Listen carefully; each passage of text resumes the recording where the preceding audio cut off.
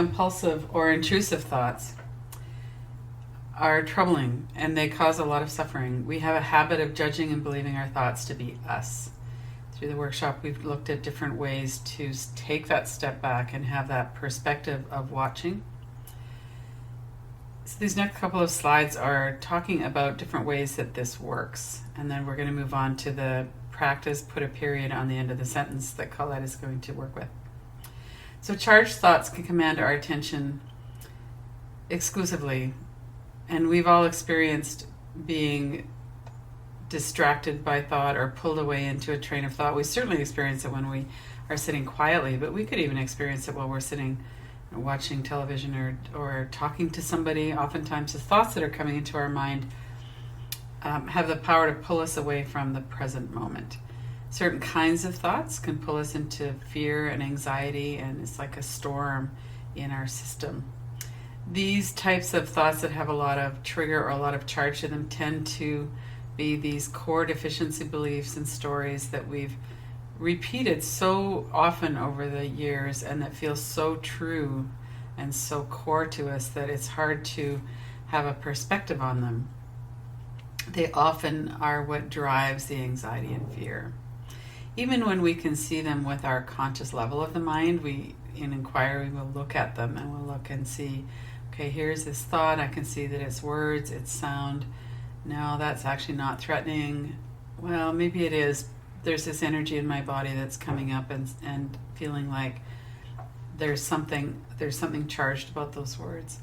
But even when we see over and over and over again that it's not the words, there's a deeper level at which it seems to be established, and that can feel really entrenched, like we don't have any control over it. This just comes in and it's here, and then we're taken away by it.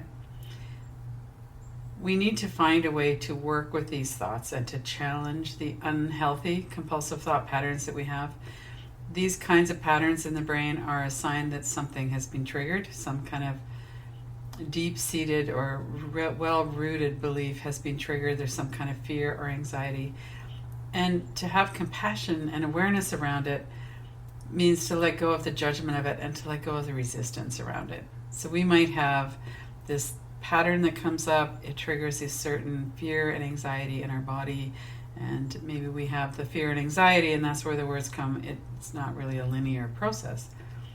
But then we can look at that and go, okay, I know what happens when I follow that train of thoughts. What can I do in this moment to stop doing what hurts me? It's like banging our head against the wall. We need to find a way to see it, and if we can stop judging ourselves for it, we have a lot more space around it and much more likelihood that we can be present with it. And to recognize that these are unhealthy things that are happening in our system, and we need to find a way to work with it. Often we react with this what if catastrophic thinking. We've seen that a lot with the election, the US election.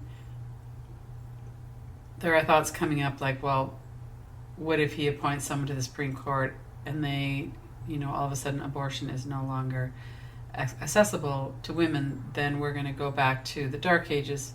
We're going to go back to women dying from abortion that are performed illegally. We often react with catastrophic thinking and planning in an attempt to make ourselves feel better. It doesn't actually work. It actually makes us feel worse. It actually increases the fear we feel and the sense of not being safe. But we have this kind of a feeling that if we could just figure things out, if we could plan for every eventuality, then we'd be safe no matter what happens. The answer to that is not to follow your thoughts down that road, to recognize this is catastrophic thinking, this is compulsive thinking, and now what do I do? One of the ways that we can work with that is to do the practices like what we did earlier about the look-see, to see that thoughts come in, to see that they have this kind of a response in the body. Ultimately, if we're able to find a way through practice or support to be present with the energies that are in the body, that's the real answer, that we can actually unwind the associations that are causing these words and ideas to feel so threatening. It's definitely an illusion that we have control if we have more information. That is just not the way that it works. I've seen a lot of people going down that tunnel of social media around Trump, and what we're doing is actually really scaring ourselves even worse. When we do that, then we put that fear and anxiety out into the situation, and it escalates it with everybody. I heard somebody talking on the radio the other day on the Canadian Public Radio about scientists and lawyers. We like to think that we're scientists when it comes to lots of things, but for sure about elections and who to vote for, that we look objectively at all of the evidence and then we form a belief. But in fact, we're more like lawyers, where we're looking for evidence that supports the conclusion that we've already come to. Places like Facebook and other kinds of social media, Facebook in particular though, really reinforces, it has an algorithm that just shows us things that already reinforce our own beliefs. An element in this election was that everybody was in this echo chamber, people on the right and people on the left, everyone was telling each other what they already believed, and there was no understanding of what was actually going on. There was a widespread denial about what's going on. So ideally, when we can see that our sense of self is maintained through thought and belief, then that will help us to be able to reduce the delusion and the judgment around it. We can see more clearly what harms and supports us. We can see that the strategies that we have are meant to help us feel better. They're meant to help us feel safer. They're meant to help us be more functional. And often they just aren't working. We need a different strategy that will actually help to strengthen our mind and strengthen our system.